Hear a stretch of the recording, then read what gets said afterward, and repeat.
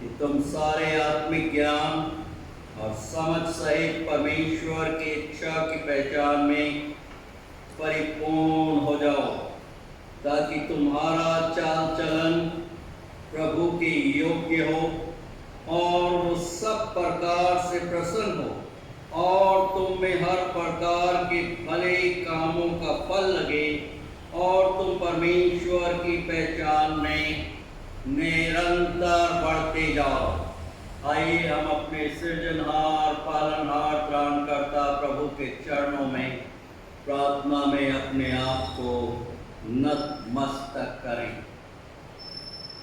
सर्व सामर्थी पराक्रमी अति तेजोमय जीवित प्रभु, हम सब आपकी शरण में आते हैं। निस्संदेह आपके प्रभुत्व को, आपके स्वामित्व को स्वीकार करते हुए धन्यवाद देते हैं आज के पवित्र दिन के लिए, विश्वासियों की संगति के लिए जो आपने हमें प्रदान की है। और इस समय हम विशेष रूप से धन्यवाद देते हैं इस बहुमूल्य जीवन के लिए जो आप ही ने प्रदान किया है और आप ही के पवित्र हाथों के नियंत्रण में है। प्रेमी पवित्र परमेश्वर पिता, हम सबों की सहायता, रक्षा और निरंतर अगुवाई कीजिए कि प्रेमी पवित्र परमेश्वर पिता हम सारे आत्मिक ज्ञान और समझ सहित परमेश्वर की इच्छा की पहचान में परिपूर्ण हो जाएं। प्रेमी पवित्र परमेश्वर पिता, हम धन्यवाद देते हैं इस बहुमूल्य समय की और आज के इस टीचर्स डे के लिए। प्रेमी पवित्र परमेश्वर पिता, जबकि हम संसार में और हमारे राष्ट्र में विभिन्न स्थानों पर एकत्रित होते हुए प्रेमी पवित्र परमेश्वर पिता आपसे विनंती, आपसे प्रार्थना और नाम अनुरोध कर रहे हैं कि आपके लोगों का चाल चलन हमारे प्रभु के योग्य हो, कि सब प्रकार से वो प्रसन्न हो और हर प्रकार के भले कामों के का फल प्राप्त करते हुए परमेश्वर की पहचान में हम सब निरंतर बढ़ते जाएं। प्रेमी पवित्र परमेश्वर पिता, हम धन्यवाद देते हैं, आपकी वंदना, आपकी स्तुति, आपकी प्रशंसा करते हुए आपके नाम की हर एक पवित्र कलीसियाओं, विभिन्न संस्थाओं, संगठनों के लिए, Methodist church in India Mumbai regional conference के लिए हमारे bishop doctor Anil John servant, bishop अम्मा सिल्विया जॉन सर्वन और हर एक डिस्ट्रिक्ट सुप्रिटेंडेंट्स, आपके हर एक सेवक गणों, मिशनरी गणों, डीकनेस और हर एक छोटी बड़ी कलीसियाओं की जो महान आज्ञा आपने दी है।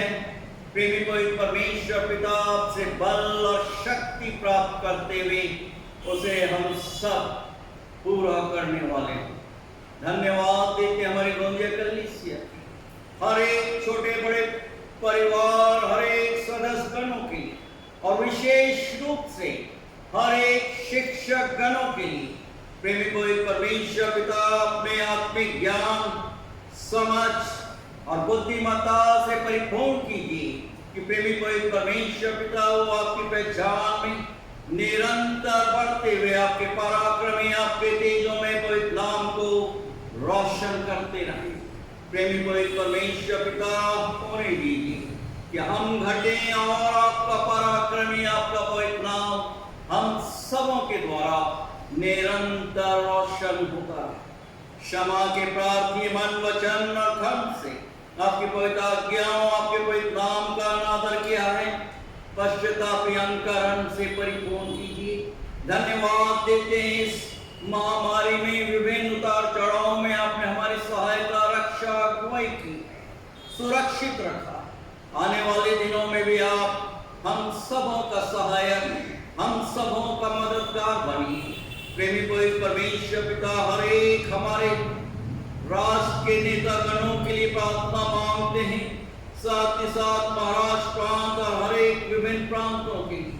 प्रेमी पवित्र परमेश्वर पिता, हर एक हमारे नेताओं की सहायता कीजिए कि हमारे देश में, हमारे प्रांतों में शांति और खुशहाली बनी रहे। मनुष्य आपस में एक दूसरे की सहते हुए प्रेम और प्रीति का प्रकटीकरण करते हुए आपके पवित्र नाम को ऊंचा करता जाए। प्रेमी पवित्र परमेश्वर पिता, आज के इस पवित्र आराधना के लिए हम आपका धन्यवाद देते हैं। इस टीचर्स डे के लिए और जबकि आपकी बेटियां WSCS की बहनें प्रेमी पवित्र परमेश्वर पिता इस भक्ति में हमारी अगुवाई करते। प्रेमी पवित्र परमेश्वर पिता, हमारा स्तुति गान, हमारा वचनों से पढ़ना और आपके वचनों पर ध्यान मनन करना आपकी पवित्र दृष्टि में ग्रहण योग्य हो। आज की संपूर्ण आराधना को हम आपके पवित्र हाथों में सुपुर्द करते हैं। हम में से हर एक को ये वर प्रदान कीजिए कि हम एकजुट और एक मन होते हुए आपकी आराधना आत्मा और सच्चाई से परिपूर्ण होकर करें, जो आपकी पवित्र दृष्टि में ग्रहण योग्य है। ये प्रार्थना हम अपने त्रिएक पिता, पुत्र और पवित्र आत्मा के नाम में होकर मांगते हैं। सुनिए और ग्रहण कीजिए दया के सागर। आमीन।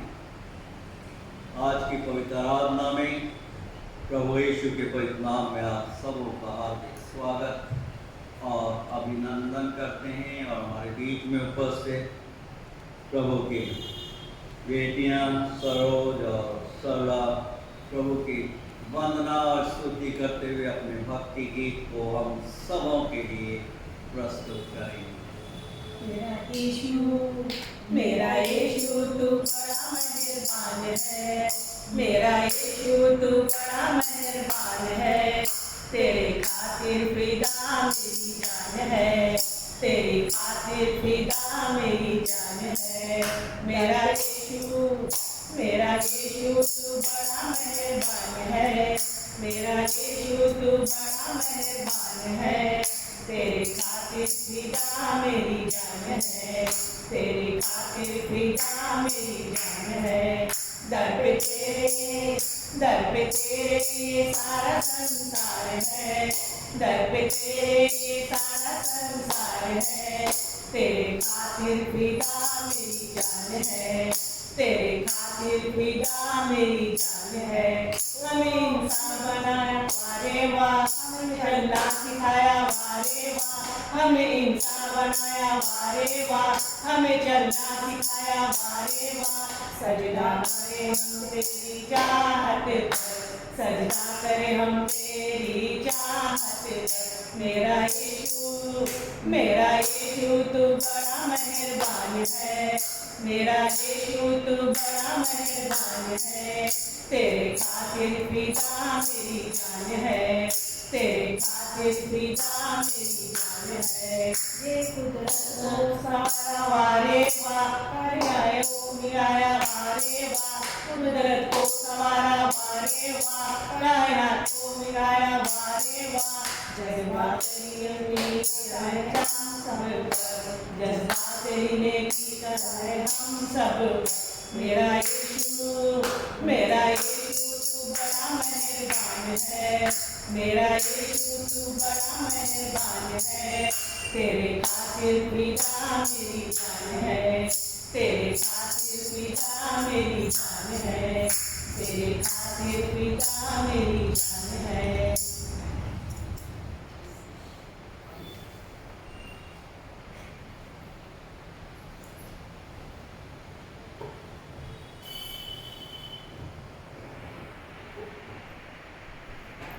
आइए इस समय हम प्रभु का धन्यवाद देते हुए और अपने विश्वास का संयुक्त रूप से प्रकटीकरण करते हुए हम सब मिलकर प्रेरितों के विश्वास को साथ साथ बोलेंगे।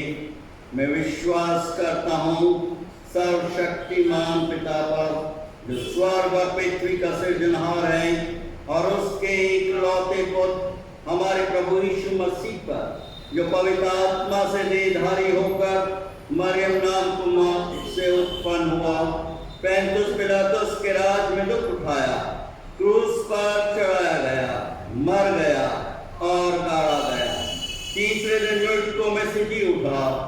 स्वर्ग पर चढ़ गया और सर्वशक्तिमान ईश्वर पिता के दाहिने हाथ जा बैठा, जहां से वो जीवितों और मृतों का न्याय करने को फिर आएगा।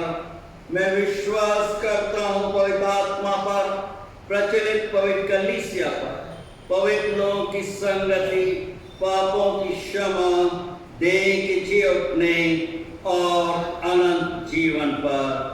आमीन।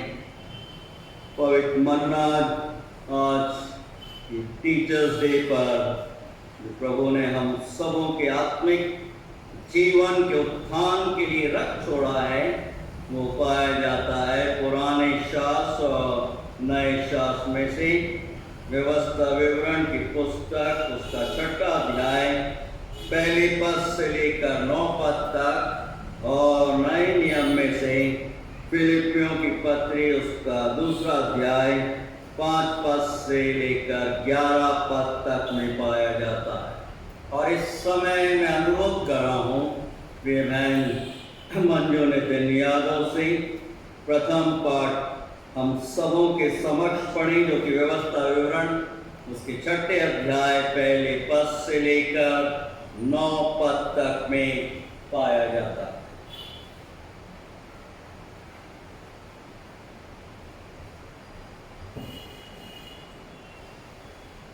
व्यवस्था विवरण 6वां अध्याय 1 से 9 तक पढ़ेंगे।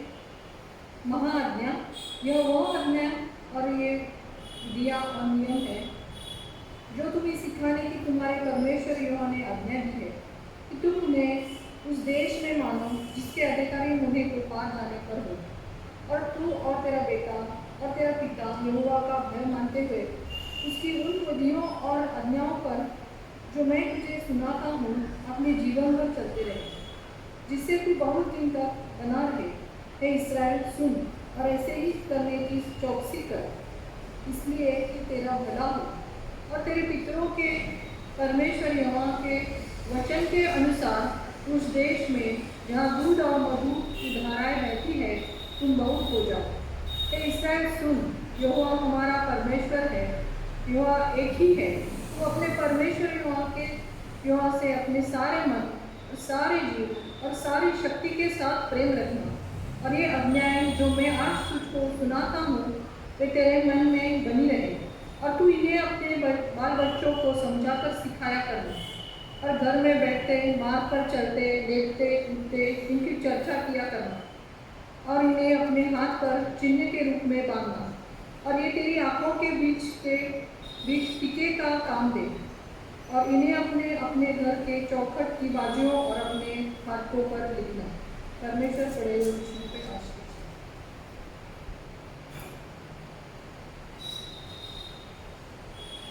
नए नियम में फिलिपियों के नाम पौलुस प्रेरित की पत्री, उसका 2 अध्याय 5 पद से लेकर 11 पद तक में पाया जाता है, जो कि इस प्रकार से है। मसीह की दीनता और महानता, जैसा मसीह यीशु का स्वभाव था वैसा ही तुम्हारा भी स्वभाव हो, जिसने परमेश्वर के स्वरूप में होकर भी परमेश्वर के तुल्य होने को अपने वश में रखने की वस्तु न समझा, वरन अपने आप को ऐसा शून्य कर दिया और दास का स्वरूप धारण किया, और मनुष्य की समानता में हो गया, और मनुष्य के रूप में प्रकट होकर अपने आप को दीन किया, और यहाँ तक आज्ञाकारी रहा कि मृत्यु क्रूस की मृत्यु भी सह ली। इस कारण परमेश्वर ने उसको अति महान भी किया और उसको वो नाम दिया जो सब नामों में श्रेष्ठ है, कि जो स्वर्ग में और पृथ्वी पर और पृथ्वी के नीचे वे सब यीशु के नाम पर घुटना टेके और परमेश्वर पिता की महिमा के लिए हर एक जीव अंगीकार कर ले कि यीशु मसीह ही प्रभु है। प्रभु परमेश्वर पिता अपने सामर्थ्य जीवित पवित्र वचनों के पढ़े जाने और से पारिवारिक और कलीसियाई जीवन में सुनने और समझने की सामर्थ्य, ज्ञान से, बुद्धिमत्ता से परिपूर्ण करें।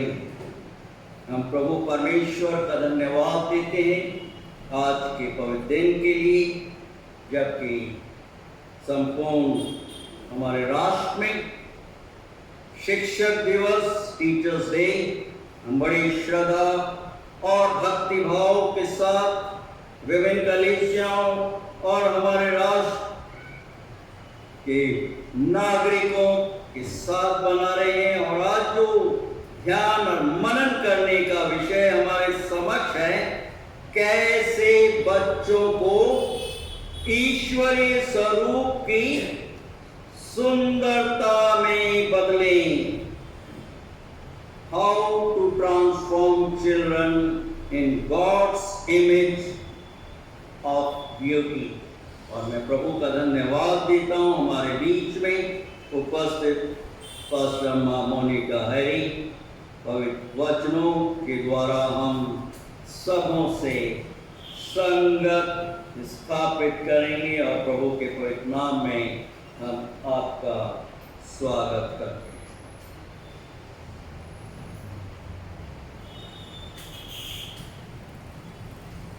मैं प्रभु परमेश्वर का धन्यवाद देती हूँ आज के सुंदर दिन के लिए, और रेवरेंड हैरी का भी कि उन्होंने मुझे ये मौका दिया कि मैं टीचर्स डे के समय प्रभु के वचनों के साथ संगति स्थापित कर सकूं। तो सबसे पहले वचन में जाने से पहले हम प्रभु परमेश्वर का धन्यवाद देंगे कि आज हम सब प्रभु में जीवित हैं और खुश हैं और प्रसन्नचित हैं। आइए हम प्रार्थना करेंगे। धन्यवाद धन्यवाद पिता परमेश्वर, हम आपका धन्यवाद देते हैं आज की इस सुंदर सुबह के लिए, इस नए माह के लिए और आज के इस शिक्षक दिवस के लिए पिता परमेश्वर, कि आपने हम सबों को जीवों की दुनिया में सुरक्षित रखा है। पिता परमेश्वर, मैं आपसे विनती करती हूँ कि आप अपने पवित्र स्पर्श के द्वारा हम में से हर एक का पवित्र आत्मा के द्वारा अभिषेक कीजिए, कि हम सब आपके पवित्र आत्मा के अभिषेक के द्वारा आपकी ज्ञान, बुद्धि और समझ को पा सके।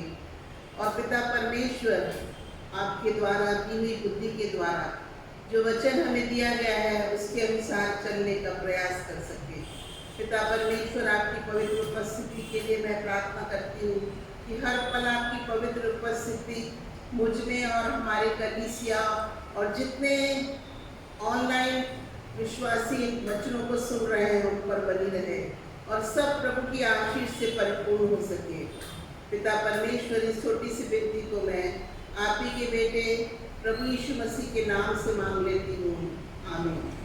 जैसा कि अभी हमारी बहन मंजू ने और पास्टर साहब ने दो वचन पढ़े हमारे बीच में, जो कि हमको मिलता है व्यवस्था विवरण उसका 6वां अध्याय और दूसरा वचन 6वां अध्याय 1 से लेकर 9 वचन तक, और फिलिपियों उसका दूसरा अध्याय 5वें वचन से लेकर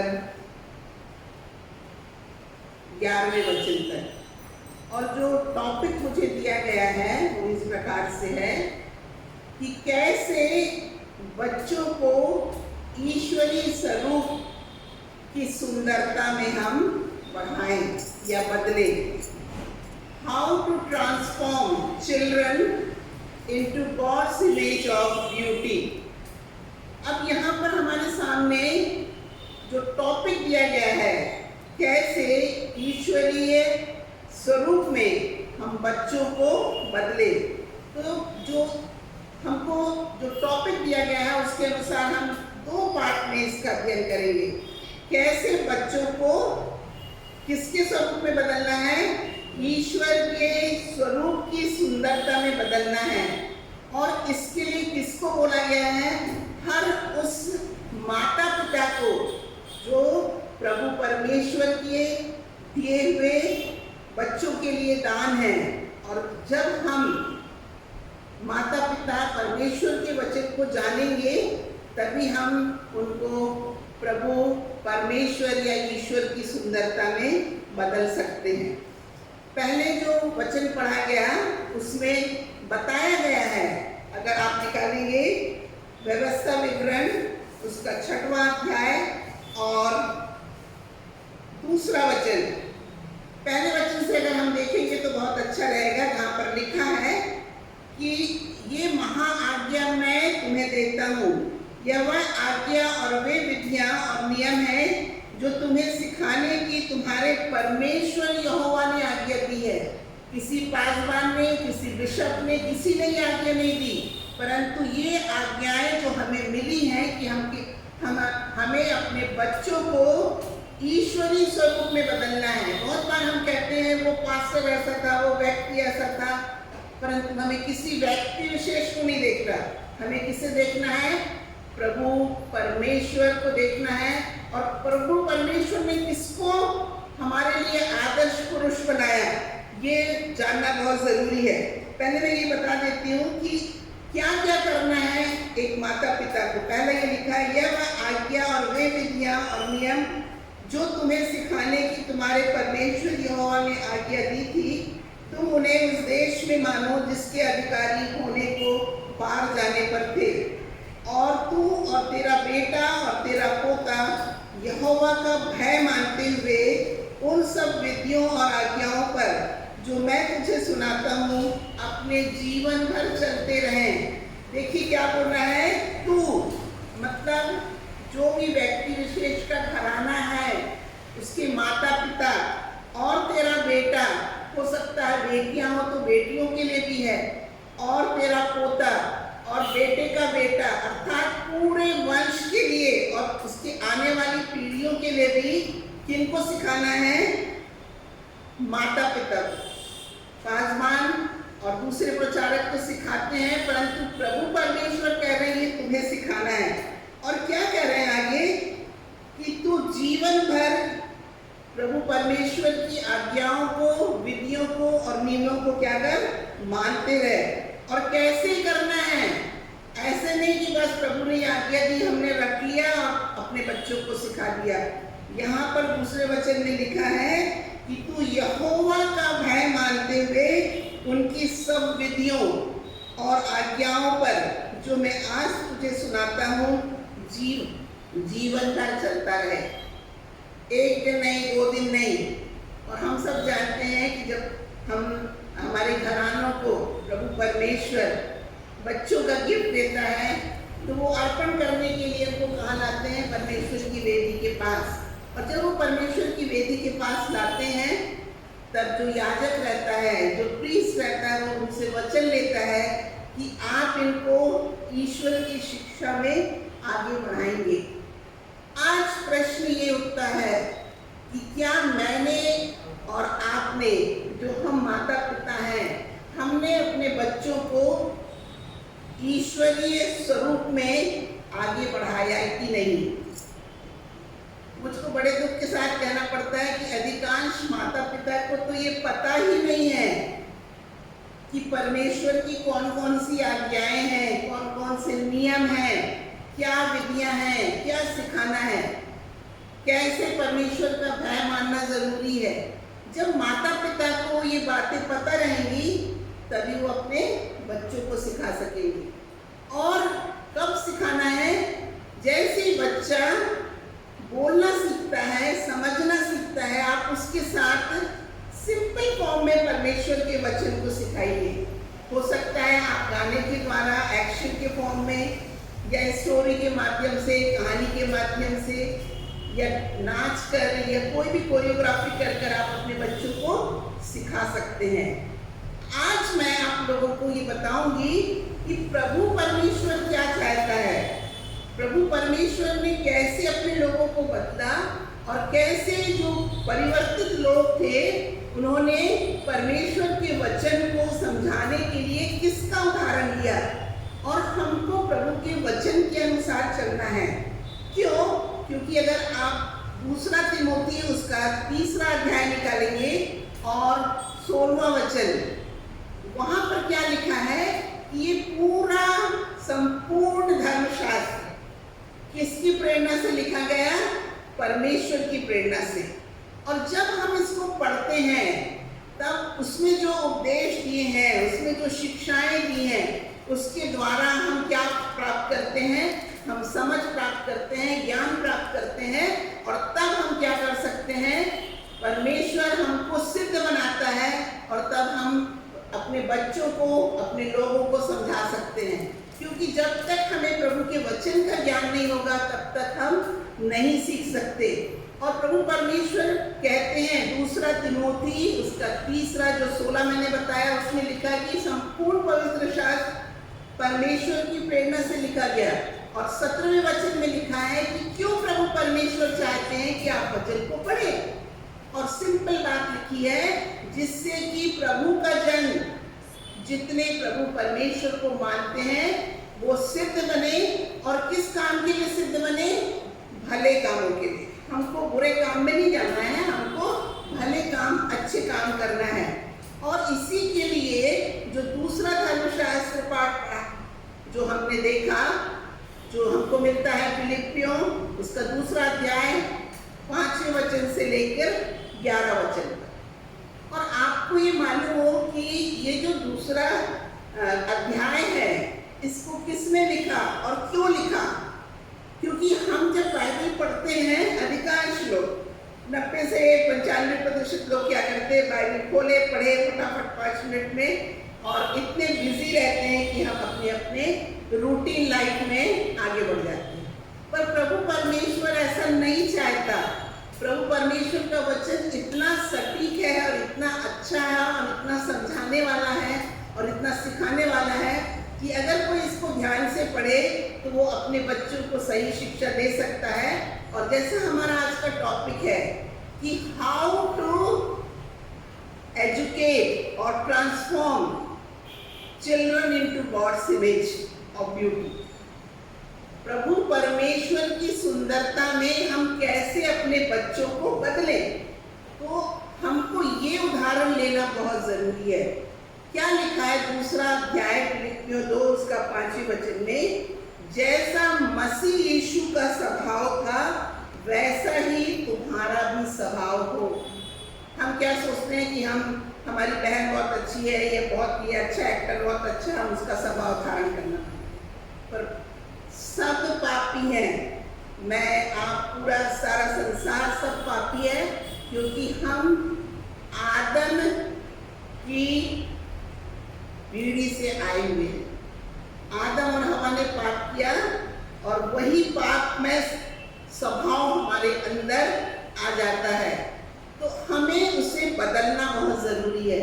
और यहाँ पर बताया गया है, और मैं आपको बता रही थी कि फिलिपियों को खत किसने लिखा?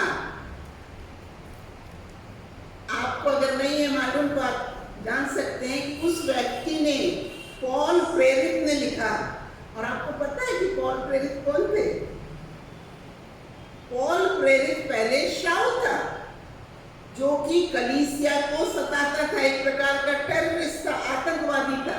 वो क्या करता था? कलीसिया में जाता, वहां पे जो लोग प्रभु यीशु को मानते उनको सताता था, माता पिता से बच्चों को छीन लेता था, दूध पीने वाले बच्चों को छीन लेता था और सताता था। परंतु पौल प्रेरित वो कैसे बना, शाऊल कैसे पौल प्रेरित बना, ये जानना बहुत जरूरी है। जब कोई परिवर्तित इंसान हमें कुछ सिखाएगा, बताएगा, तो वो बहुत ज्यादा सच रहेगा। तो हमें, आप सब जानते हैं शाऊल का कि उसका हृदय परिवर्तन कैसा होता है। वो तो एक आदेश लेके आया था कि यरूशलेम में जितने लोग आएंगे तो मैं इन सबको क्या करूंगा? पकड़ूंगा और जेल में बंद करूंगा। परंतु जब वो दमिश्क के मार्ग से जा रहा था, तब क्या होता है? अचानक से एक ज्योति उस पर आती है, और उसकी आंख चकाचौंध हो जाती है, और वो देख नहीं पाता। पर उसको एक शब्द सुनाई देता है, हे शाऊल, तू मुझे क्यों सताता है?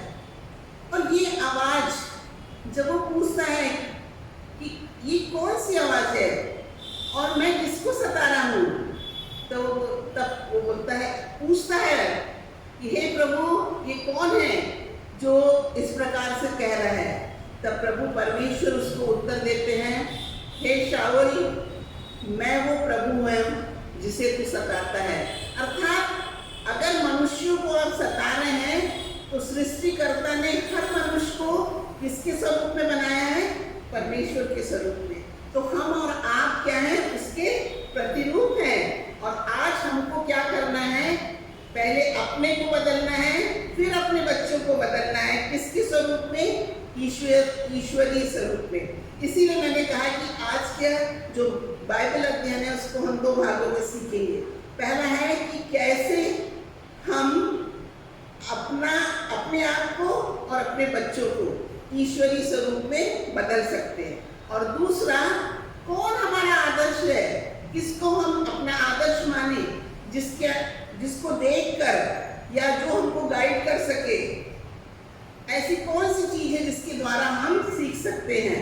तो यहाँ पर हम देखते हैं कि जैसे मैंने आपको बताया कि 2 तीमुथियुस 3:16 में पूरा धर्मशास्त्र परमेश्वर की प्रेरणा से लिखा गया। और आपको पता हो कि वो एक दिन में नहीं लिखा गया, कई सालों में लिखा गया और ढेर से राइटर थे। और इसमें कितनी बुक्स हैं? 39 ओल्ड टेस्टमेंट और 27 न्यू टेस्टमेंट में, नए नियम। टोटल 66 बुक्स हैं। परंतु अगर आप उसको पढ़ेंगे तो आपको लगेगा कि सब क्रमबद्ध हैं, क्योंकि वो किसकी प्रेरणा से लिखा गया था? प्रभु परमेश्वर की। तो ये वचन भी हमको समझ में आ रहा है कि जब शाऊल का परिवर्तन होता है, आप देखेंगे कि अभी तो वो अंधा हो गया है और वो पूछ रहा है प्रभु से कि तू कौन है जिसको मैं सताता? तो बोलता मैं प्रभु हूँ जिसे तू सताता है। और तब 3 दिन और 3 रात तक वो क्या करता है? अंधा रहता है, ना कुछ खाता है ना कुछ पीता है। पर उसके दोस्त लोग उसको किनारे ले जाते हैं। और ठीक उसी समय एक और चेला था, हनन्याह, उसी जगह पर। और उसको प्रभु परमेश्वर दर्शन देते हैं कि तू किसके पास जा? पौल के पास जा, शाऊल के पास जा और उसकी आंख को स्पर्श कर और उसके सिर पर हाथ रखकर प्रार्थना कर। वो बोलता बाप रे, ये तो इतना बड़ा आतंकवादी है, मैं नहीं जाऊंगा। परमेश्वर का भक्त था परंतु वो डर रहा था। परंतु क्या होता है कि ये बात शाऊल को भी प्रार्थना में पता चलती है। जब वो 3 दिन तक अंधा रहता है तब वो जान जाता है कि प्रभु परमेश्वर मुझको दर्शन में कुछ बता रहे हैं। और देखिए प्रभु परमेश्वर इस अन्य जाति शाऊल के लिए कितनी बड़ी गवाही देते हैं। हनन्याह तू जा, उस पर हाथ रखकर प्रार्थना कर, क्योंकि मैंने उसको चुन लिया है। अभी बहुत सारे गैर मसीह भाई बहन जो मसीह में आते हैं और वो हमारे मसीह भाइयों से कई गुना अच्छा काम करते हैं और उनका जीवन एक आदर्श जीवन रहता है। उन सब के लिए शाऊल एक प्रेरणा स्रोत है। क्या बोलते हैं कि मैंने इसको चुन लिया है कि ये मसीह की शिक्षा को समझाने सिखाने में क्या करेगा?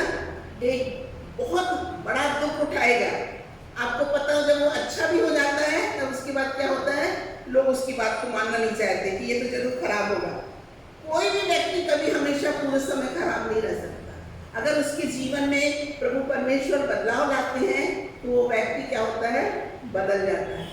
आज हमें देखना है कि हमें उन व्यक्तियों को जो कि इस प्रकार से गलत रास्ते पे हैं उनको कैसे ईश्वरीय स्वरूप में हम लेकर आए। और हम यहाँ पर देखते हैं कि जब हनन्याह वहाँ जाता है प्रभु परमेश्वर के बोलने पर, प्रभु बताते हैं कि तुम उस सीधी गली से जाओ, तुमको वहाँ पर ये व्यक्ति मिलेगा।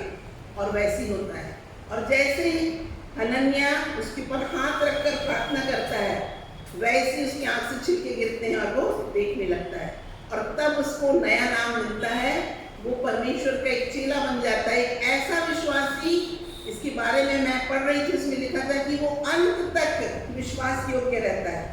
उसको मार डाला जाता है परंतु वो परमेश्वर के विश्वास से नहीं हटता कि मुझे प्रभु परमेश्वर यहोवा ने अपने पुत्र मसीह के द्वारा क्या किया है? बदला है। तो आज जब हमको मसीह के स्वरूप को जानना है तो हमको वचन का अध्ययन करना बहुत जरूरी है। और यहाँ पर यही शाऊल जो पौल बन गया है, फिलिप्पी को खत लिखता है। फिलिप्पी एक जगह है और यहाँ पर फिलिप्पी के रहने वाले जो निवासी हैं वो क्या थे? वो गलत शिक्षा को मानने लगे थे। जैसे आप जानते हैं कि आज संसार में ढेर सारे गलत शिक्षा का प्रचार हो रहा है। जिनको ज्ञान भी नहीं है वो गलत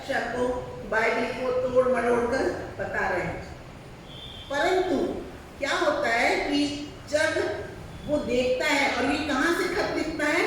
जब पॉल प्रेरित जेल में है, उसको यातनाएं दी जा रही है, वहां से ये फिलिप्पी भाई बहनों को खत लिखता है।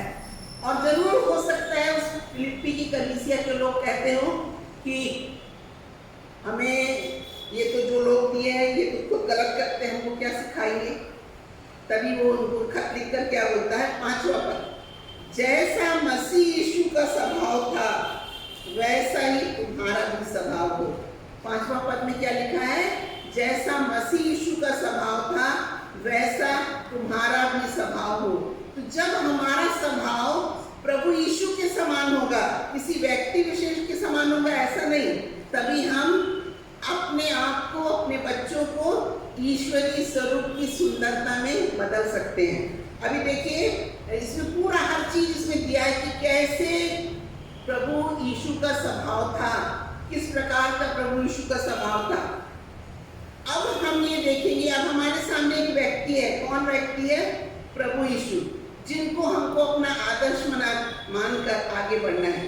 सबसे पहली बात हम देखेंगे 6वें पद में लिखा है, जिसने परमेश्वर के स्वरूप में होकर भी परमेश्वर के तुल्य होने को अपने वश में रखने की वस्तु न समझा। अगर हम ऐसा पढ़ेंगे तो समझ में नहीं आता, पर मैं आपको समझाती हूँ। सबसे पहले सृष्टि के प्रारंभ से परमेश्वर पिता, पुत्र और पवित्र आत्मा तीनों थे, और जब संसार में बहुत अधिक बुराइयां बढ़ गई तब प्रभु परमेश्वर यहोवा ने, पिता ने अपने पुत्र प्रभु यीशु को इस संसार में भेजा। और इसमें लिखा है, जिसने परमेश्वर के स्वरूप में होकर भी परमेश्वर के तुल्य होने को अपने वश में रखने की वस्तु ना समझा। मतलब पहला गुण इसमें प्रदर्शित हो रहा है। क्या प्रदर्शित हो रहा है? कि यद्यपि ही वो सो प्योर, पवित्र थे, परंतु तो भी वो क्या हो रहे हैं? अपने स्वर्गीय वैभव को छोड़कर चरनी में पैदा। चरनी में जब वो पैदा होते हैं तो उससे क्या पता चलता है? उनका दूसरा गुण कि वो कितने नम्र थे और कितने दीन थे।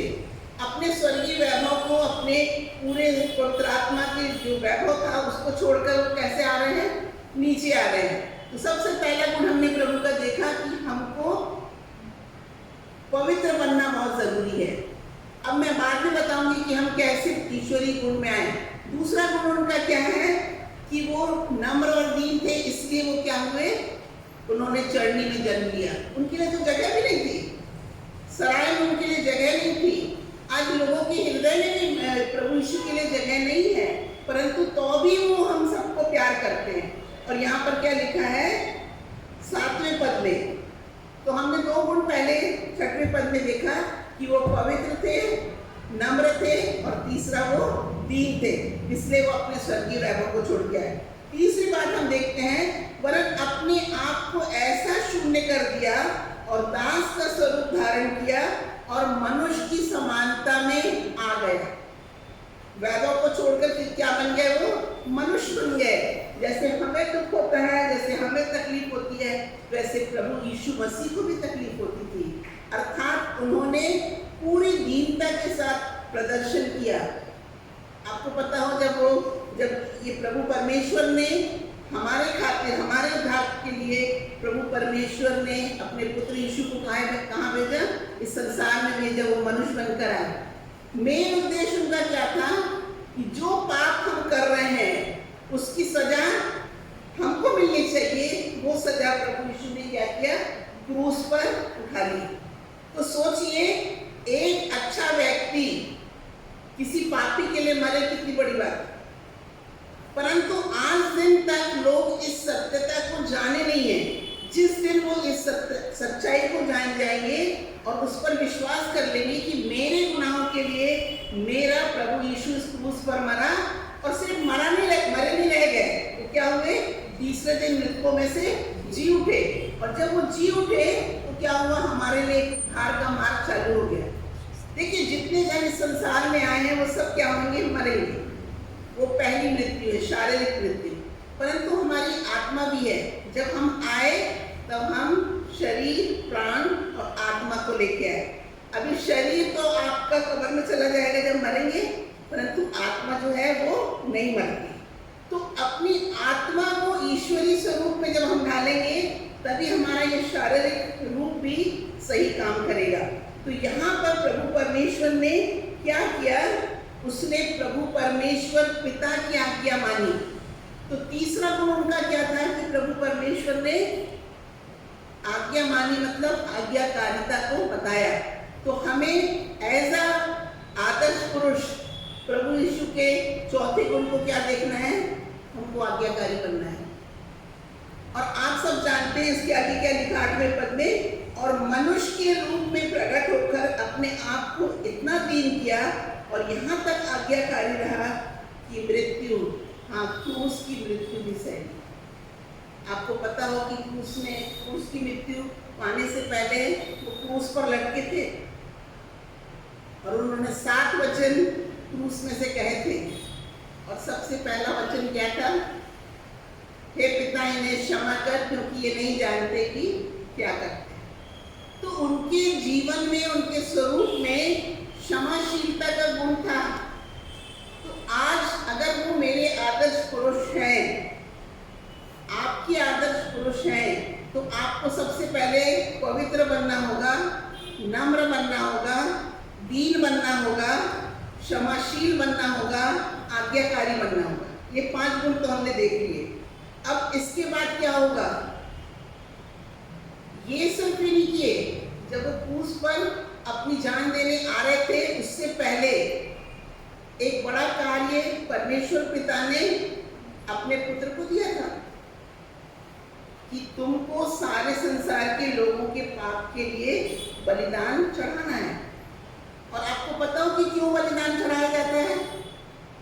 बलिदान इसलिए चढ़ाया जाता है कि पहले पक्षियों का, जानवरों की बलि दी जाती थी, ये पाप क्षमा हो गए, पर मासूम पक्षी, जानवर बलि किए जाते थे।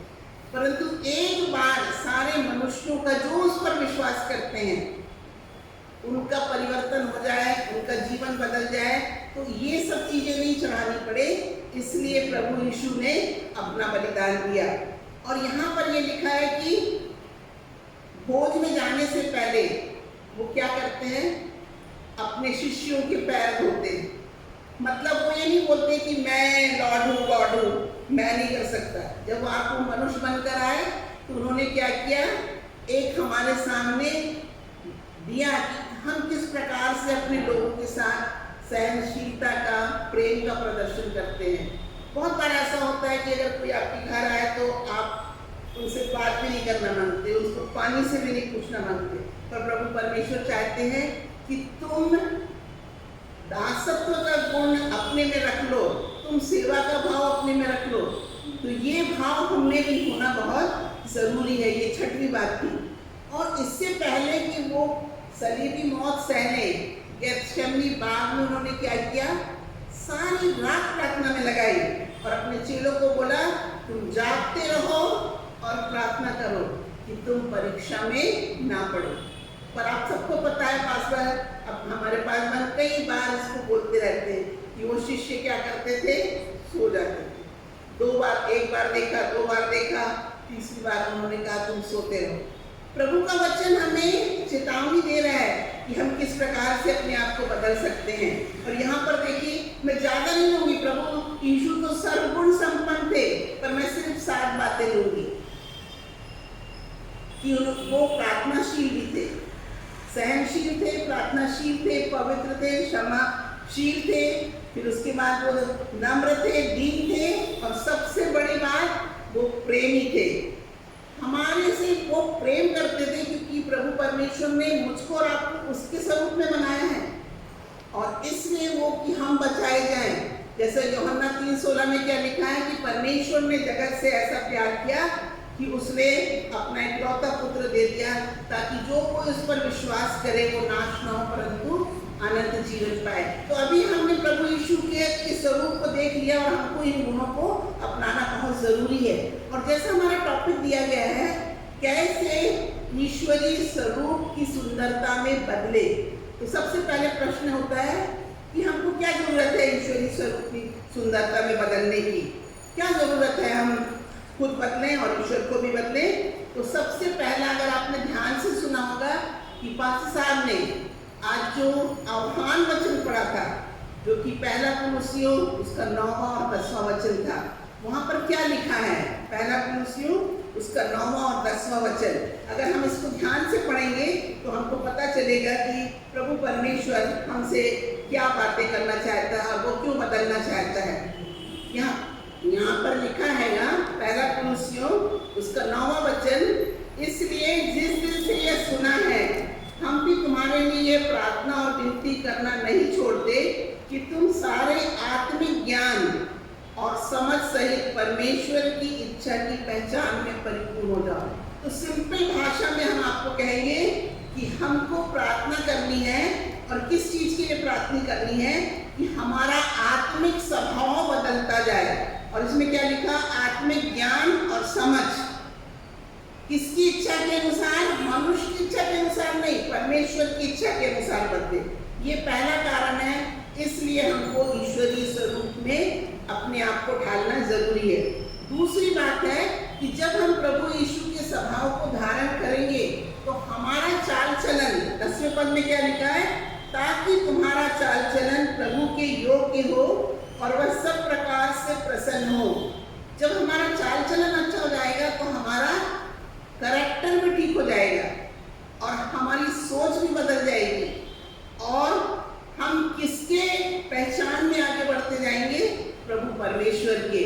और हम उसके बाद क्या, अभी यहाँ पर खत्म नहीं हुआ कि किस प्रकार से हम इसको देख सकते हैं। बहुत सारी बातें हैं, परंतु ये 2 मेन कारण मैं आपको बता रही हूँ कि हमको आत्मिक ज्ञान समझ में और परमेश्वर की इच्छा के अनुसार चलना है, जिससे हम ईश्वरीय स्वरूप को प्राप्त कर सकते हैं। दूसरा, हमको अपने चाल चलन को प्रभु के योग्य बनाना है। तीसरे, कि हम भले काम कर सके। और चौथी बात जो है कि हम प्रभु परमेश्वर को प्रसन्न कर सके। और ऐसा करने से क्या मिलेगा? आप पूछ सकते हैं कि ऐसा करने से आपको क्या मिलेगा? ऐसा करने से मुझको और आपको परमेश्वर की आशीष मिलेगी। और ऐसा हम कब कर सकते हैं? और इसके लिए अगर आप ध्यान से देखेंगे तो प्रभु का वचन बताता है कि अगर हम उन सब बातों को, जो बातें हमारे जीवन में हमारे आत्मिक स्वरूप को गंदा करती है, खराब करती है, अगर हम उसको छोड़ दें और अच्छी बातों की ओर ध्यान लगाएं तो क्या होगा कि हम परमेश्वर के स्वरूप में बदलते जाएंगे। अभी हम देखेंगे, जल्दी जल्दी मैं आपको बताऊंगी कि ईश्वरीय स्वभाव की सुंदरता को पाने के लिए हमको क्या क्या करना है। अगर आप फिलिप्पियों 4 उसका 8वां वचन पढ़ेंगे तो उसमें क्या लिखा है? इसलिए हे भाइयों, जो जो बातें सत्य हैं, जो जो बातें आदरणीय हैं, और जो जो बातें उचित हैं, और जो जो बातें पवित्र हैं, और जो जो बातें सुहावनी हैं, और जो जो बातें मनभावनी हैं, और जो सद्गुण और प्रशंसा की बातें हैं, उन्हीं पे ध्यान लगाओ। बुराई करने के लिए नहीं, क्योंकि प्रभु ने क्या बोला कि परमेश्वर के भय में बढ़ो। और आपको मालूम है परमेश्वर का भय क्या है? अगर आप नीति वचन उसका पहला अध्याय 7वां वचन पढ़ेंगे कि परमेश्वर का भय मानना बुद्धि का मूल है। और कौन लोग बुद्धि और समझ को नहीं प्राप्त करना मांगते? मूर्ख लोग। उसी वचन में दिया है, अगर आप पहला नीति वचन उसका पहला अध्याय 7वां वचन पढ़ेंगे, उसमें यही लिखा है कि जो मूर्ख लोग रहते हैं वो बुद्धि और ज्ञान को नहीं पाना चाहते। पर हमको बुद्धि और ज्ञान को किससे पाना है? प्रभु से प्राप्त पाना है। और यहाँ पर हम देखेंगे कि अय्यूब जो है वो भी कहता है, अय्यूब 28-28 वचन में कहता है कि परमेश्वर का भय मानना बुद्धि है और बुराई से अलग रहना समझ है। तो जितने भी व्यक्ति होशियार हैं, बुद्धिमान हैं, जो प्रभु के स्वरूप में बदलना मांगते हैं, तो उनको क्या करना पड़ेगा? उनको अय्यूब की बातों को, जो कि एक धर्मी पुरुष था, सच्चा पुरुष था, उसकी बातों को मानना होगा। वैसे तो बहुत सारे उदाहरण यहाँ पर दिया है कि हम बता सकते हैं, परंतु समय का अभाव जिसके कारण हम नहीं करेंगे। परंतु हम प्रभु परमेश्वर की पवित्रता के लिए किस प्रकार से ये कर सकते हैं? जैसे रोमियो 12 उसका पहला और दूसरा वचन है परमेश्वर की दया दिलाकर विनती करता हूँ कि अपने शरीरों को पवित्र जीवता और प्रभु को भावता हुआ अर्पण करो। कितने लोग प्रभु परमेश्वर के इस वचन को सुनते हैं और मानते हैं, और जब आप ऐसा करेंगे तब आप परमेश्वर की भली भावती और सिद्ध इच्छा को अनुभव से मालूम करेंगे। और इसके बाद हम देखते हैं दूसरी बात जो हमको करना है कि हमको प्रभु की संतान बनना जरूरी है। और प्रभु की संतान हम कैसे बन सकते हैं? बहुत सारे उदाहरण हैं, पर मैं बहुत सारे उदाहरण नहीं बताऊंगी। प्रभु की संतान हम तब बन सकते हैं जब हम प्रभु की ज्योति में चले, और इसका रेफरेंस हमको मिलता है इफिसियों 5 उसका पहला और दूसरा वचन।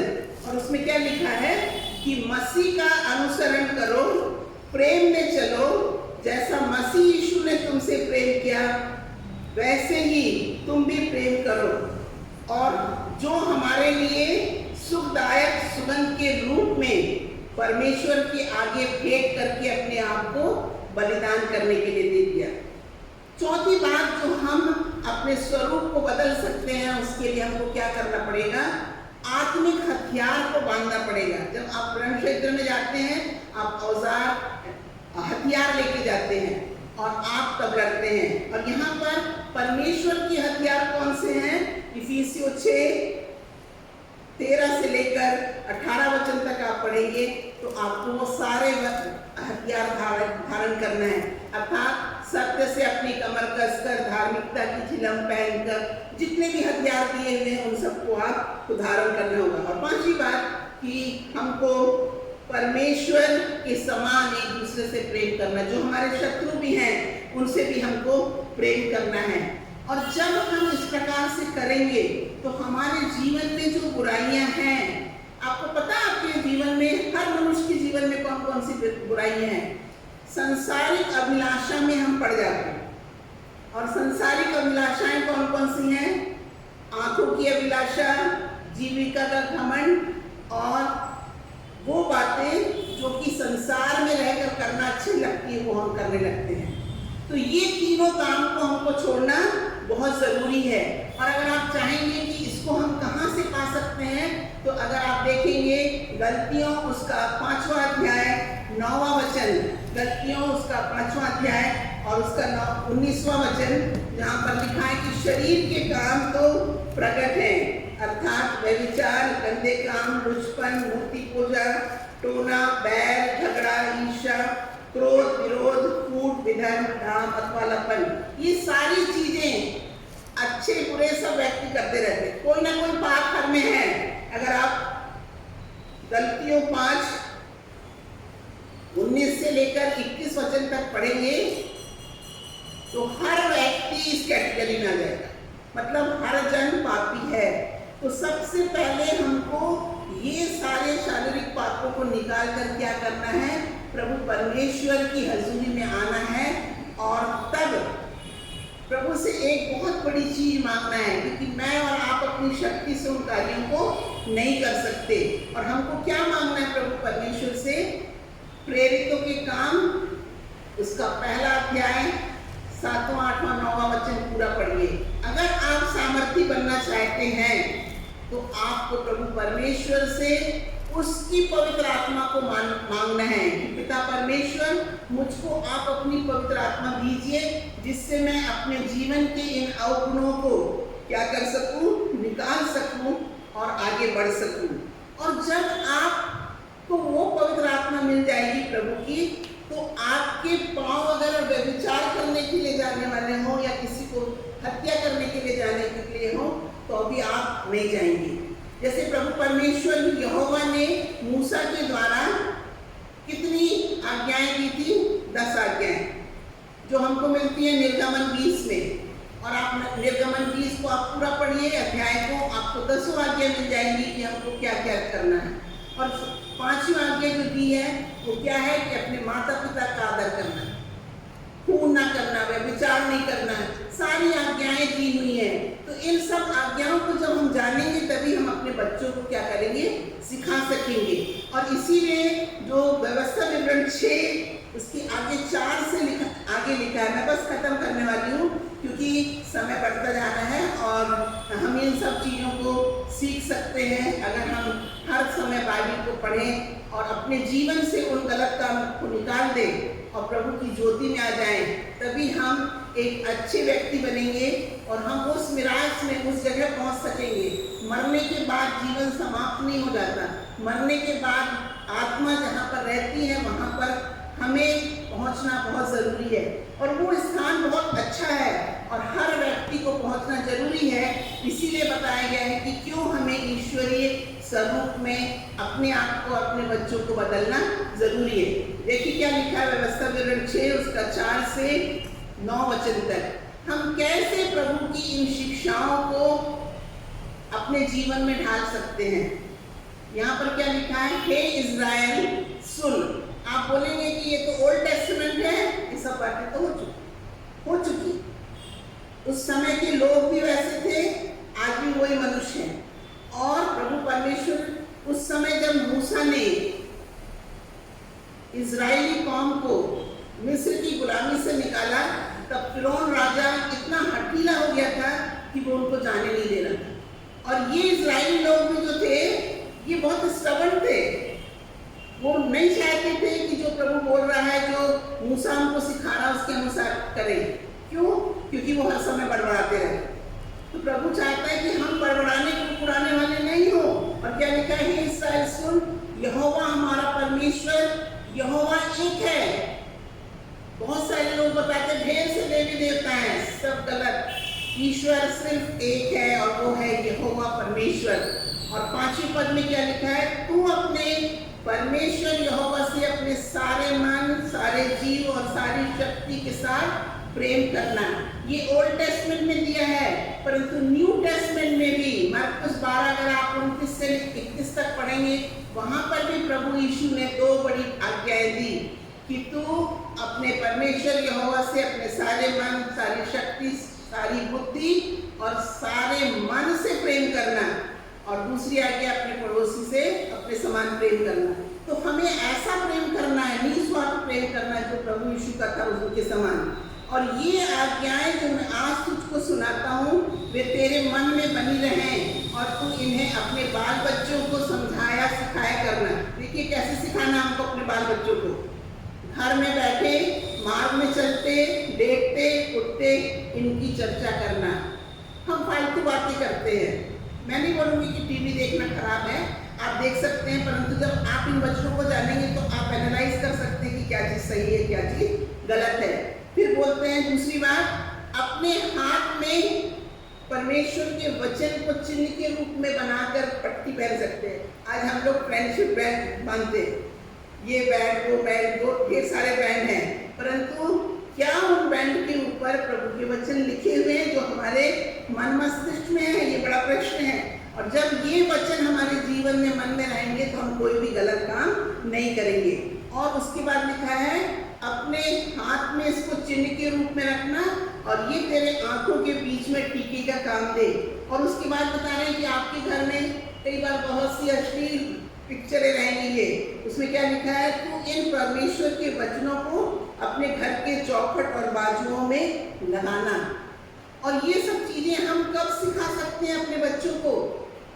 जब हम खुद जानेंगे प्रभु के उस महान प्रेम को कि प्रभु का प्रेम इतना महान था कि उसने हमारे लिए अपने पुत्र को भेजा और वो हमारे लिए बलिदान हो गया। तो हमें सबसे पहले ईश्वर के स्वरूप को, जो मसीह यीशु का स्वभाव था वैसा स्वभाव धारण करना है। उन सब बातों को जो हमारे जीवन में खराब हो, नक्शल जो भी मेरे जीवन में खराब चीजें हैं उसको मेरे को उतार कर फेंक देना है। और जितनी प्रभु की बातें हैं, जो बातें आदरणीय है, सुहावनी है, मनभावनी है, उन सबको हमको अपने जीवन में धारण करना है। और परमेश्वर का भय मानना बहुत जरूरी है, आज्ञाकारी होना जरूरी है और परमेश्वर का के समान हमको प्रेम रखना है। जब हम ऐसा करेंगे तब हम ईश्वरीय स्वरूप की सुंदरता में क्या होंगे, बदलते जाएंगे। और प्रभु यीशु हमारे बेस्ट टीचर है। प्रभु यीशु हमारे बेस्ट टीचर है। हमें किसी व्यक्ति विशेष को अपना आदर्श नहीं बनाना है, हमको प्रभु यीशु को अपना आदर्श बनाना है। और जबकि आज हम टीचर्स डे मना रहे हैं, मैं गोंदिया कलीसिया के सब टीचर्स के लिए और जितने भी ऑनलाइन विश्वासी इन वचनों को सुनेंगे एक्चुअली हर व्यक्ति अपने आप में एक टीचर है जो अपने आप को सिखाता है और अपने बच्चों को सिखाता है और दूसरों को सिखाता है। और ये सुंदर सा कार्ड मैं बनाई हूँ और ये happy teachers day to all Gondia church teachers 5 सितंबर 2021 के लिए। और क्यों प्रभु यीशु हमारे सबसे महान उत्तम टीचर हैं, उसके लिए ये स्पेशल वर्सेस सब टीचरों के लिए लिखा है। द मोस्ट लविंग मतलब सबसे प्रेमी टीचर, सबसे प्रेमी शिक्षक।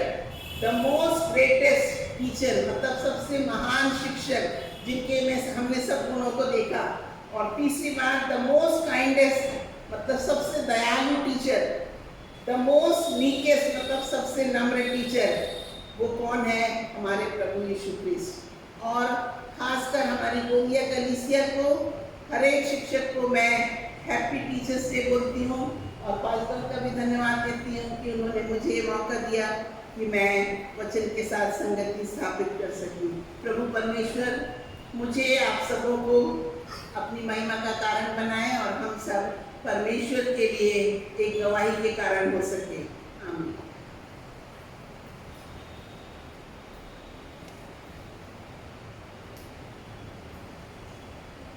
धन्यवाद मोनिका रानी, सुंदर और प्रेरणादायक जीवित वचनों के लिए। पास्टर के रूप में मैं हर एक टीचर्स को और हर एक माता पिता को टीचर्स डे की शुभेच्छाएं प्रेषित करता हूँ। प्रभु हर एक को नाम बनाम आशीर्वादित करे, सहायता करे, रक्षा करे कि हम कैसे अपने बच्चों को ईश्वरीय स्वरूप की सुंदरता में बदले। ये तभी संभव है। आज मैं नहीं जानता कि आप कि व्यक्तिगत जीवन में कितने वर्ष हो चुके हैं जो कि आप टीचर्स डे के रूप में मना रहे हैं। ये टीचर्स शिक्षक दिवस तभी सार्थक और अर्थपूर्ण होगा कि आज हम संकल्प करें, प्रतिज्ञा करें कि मैं आज के दिन से अपने बच्चों, अपने घराने के साथ प्रभु के पवित्र वचनों पर ध्यान और मनन करते हुए, प्रभु से प्रार्थना करते हुए मैं सिद्धता को प्राप्त करूंगा, सिद्धता को प्राप्त करूंगा। हमारा सबसे श्रेष्ठ और उत्तम शिक्षक निस्संदेह प्रभु यीशु जी। और वचन के आईने में हम देख रहे हैं ऑलरेडी पास्टर अम्मा प्रवचन प्रस्तुत कर चुकी हैं, परंतु मैं तो चंद बातें आपके समक्ष रखना चाह रहा हूं। जबकि हम इस पेंडेमिक में हैं, आइसोलेशन में हैं, लॉकडाउन में रहते हुए ऑनलाइन प्रभु की आराधना कर रहे हैं। प्रियो, प्रभु यीशु भी जंगल में, कहाँ थे? लॉकडाउन में, भयानक परीक्षा, 40 दिन 40 रात बिना भोजन। और शैतान जानता कि प्रभु यीशु भूखे हैं, प्यासे। आज शैतान जानता है मेरी और आपकी आवश्यकता। आज हमारी परीक्षा का दिन है, समय है। और क्या बोल रहा है मत्ती उसके 4 अध्याय और 4 पद में, यदि तू परमेश्वर का पुत्र है तो इन पत्थरों को आज्ञा दे कि ये रोटी में परिवर्तित हो जाए। प्रभु यीशु वचनों को जानते थे। आज इस पेंडेमिक में मुझे और आप सबों को वचनों को जानना, वचनों का ज्ञान रखना नितांत आवश्यक है। और यही कारण है प्रभु यीशु उसको बोल रहे मत्ती उसके 4 अध्याय और 4 पद में कि मनुष्य सिर्फ रोटी से नहीं परंतु प्रभु के वचनों से जीवित है। फिर परीक्षा ले रहा है कि तो कंगारू पे से नीचे गिर और प्रभु देवदूतों को आज्ञा देगा कि तेरे को कुछ हानि नहीं हो।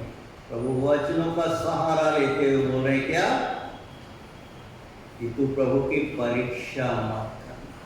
परीक्षा हो रही है प्रियो, जब तक वचन हमारे मन मस्तिष्क और हृदय में नहीं है,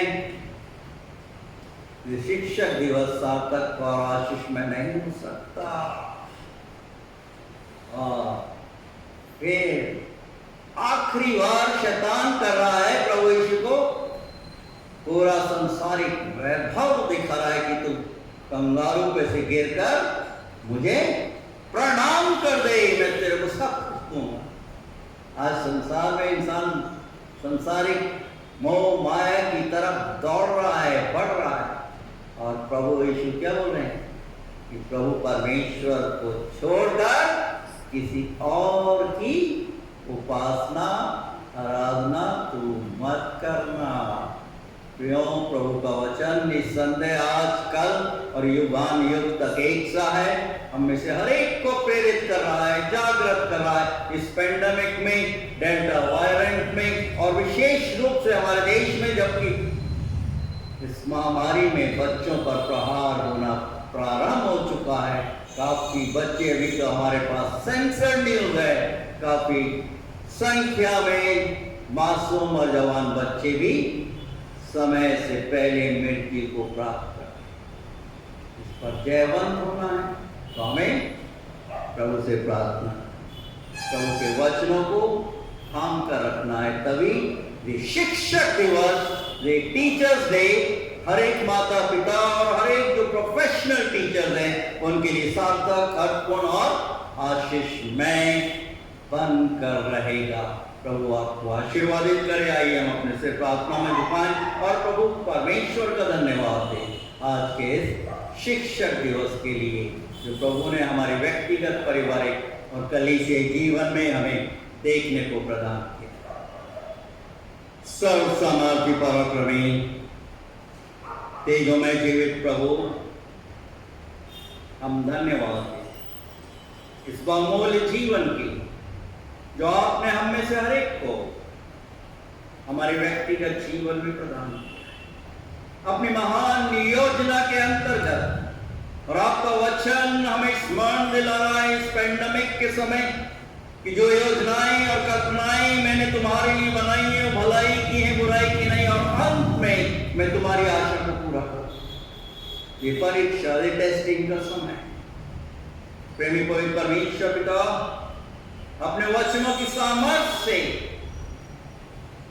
हर एक टीचर्स को परिपूर्ण सहायता, रक्षा कीजिए कि हम अपने बच्चों को ईश्वरीय स्वरूप की सुंदरता में निरंतर बढ़ाते जाएं, कि उनका जीवन परिवर्तित हो जाए। ऐसा हमें प्रेमी पवित्र परमेश्वर पिता, आपके नाम के हर एक कलीसियाओं का धन्यवाद। महान आज्ञा आपने दी है, आपसे बल और शक्ति प्राप्त करते हुए उसे पूरा करने वाले कलीसिया के हर एक परिवारों के, उनके आत्मिक उन्नति, ज्ञान और बढ़ोतरी के लिए प्रार्थना। वो आपके वचनों की सामर्थ्य से परिपूर्ण हो जाएं, सिर्फ नाम के नहीं परंतु काम के आपके विश्वासी जन ऐसा संकल्प ले लें। ऐसा हमें दया की हर्षित कलीसिया के हर एक बीमारों की चंगाई के लिए प्रार्थना। जहां कहीं विभिन्न स्थान क्षेत्रों में ऑनलाइन आराधना, प्रेमी पवित्र परमेश्वर पिता, सर से लेकर पांव तक छुई और कौन चंगाई प्रदान।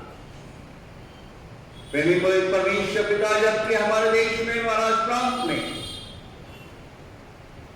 डेंगू फीवर, मलेरिया का फीवर जो कि विकराल रूप धारण कर रहा है, स्पर्श की अपने प्रियों को चंगाई प्रदान के साथ ही साथ इस नया डेल्टा वेरिएंट जो कि प्रवेश कर चुका है, इससे भी अपने लोगों की रक्षा कीजिए। हमारे डॉक्टर स्टीव की सहायता रक्षा कीजिए। हर एक मेडिकेशन पर आपका स्पर्श होने दीजिए।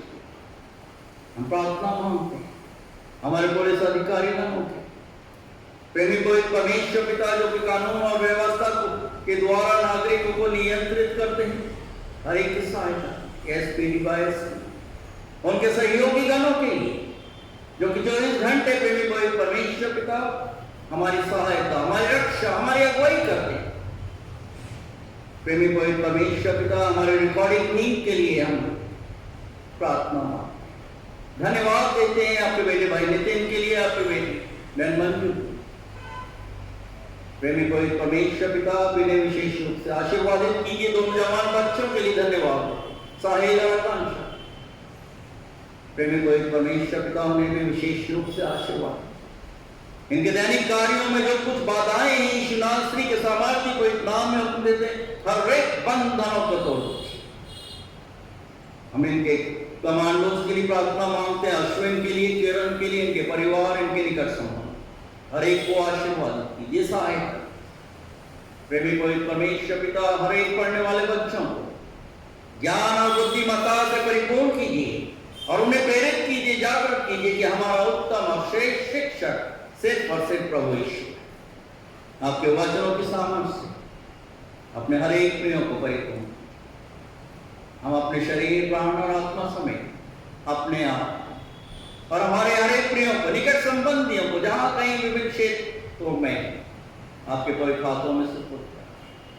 हमारी इच्छा नहीं परंतु आप ही की दिव्य, आप ही की पराक्रमी और पवित्र इच्छा को हम पूरा करें।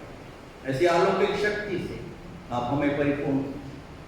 इन अंतिम और कठिन दिनों में हम देख रहे हैं हर एक संकेत हमें मिल रहे हैं, आपका द्वितीय आगमन अति निकट आ पहुंचा। उस पवित्र, महान और भयानक दिन के लिए आप हम में से हर एक को तैयार कि प्रेमी पवित्र परमेश्वर पिता हम उस स्वर्गीय प्रयास में प्रवेश कर सकें जिसके लिए आपने एक बहुत बड़ी कीमत अदा की। सहायता की, रक्षक के इस परीक्षा के समय हम अपने शरीर, प्राण और आत्मा समेत आपके पवित्र हाथों में अपने आप को और हमारे हर एक प्रियों को, निकट संबंधियों को सुपुर्द कर सुनिए और ग्रहण कीजिए। हम आपसे इस प्रकार से विभिन्न प्रार्थना मांगते हैं। ऐ हमारे पिता, आप जो कि स्वर्ग में हैं, आपका नाम पवित्र माना जाए, आपका राज्य, आपकी इच्छा जैसे स्वर्ग में पूरी होती है वैसे इस पृथ्वी पर पूरी। हमारे दिन प्रतिदिन की रोटी आज हमें दीजिए और जैसे हम अपने अपराधियों को क्षमा करते हैं वैसे हमारे अपराधों को क्षमा कीजिए और हमें परीक्षा में मत डालिए परंतु बुराई से बचाए, क्योंकि राज, पराक्रम और महिमा सदा आप ही का है। आमीन। और अब हमारे प्रभु परमेश्वर पिता का अनुग्रह, प्रभु यीशु जी का प्रेम और पवित्र आत्मा की सुंदर, मधुर और अलौकिक सहभागिता हम सबों के साथ, हमारे हर एक प्रिय बच्चों के साथ, मासूम बच्चों, सियानों के साथ आज से लेकर हमेशा हमेशा और युगान युग तक निरंतर होती रहे। आमीन। मुझ में यीशु की शोभा दिखाई दे, उसका अद्भुत प्यार और सबने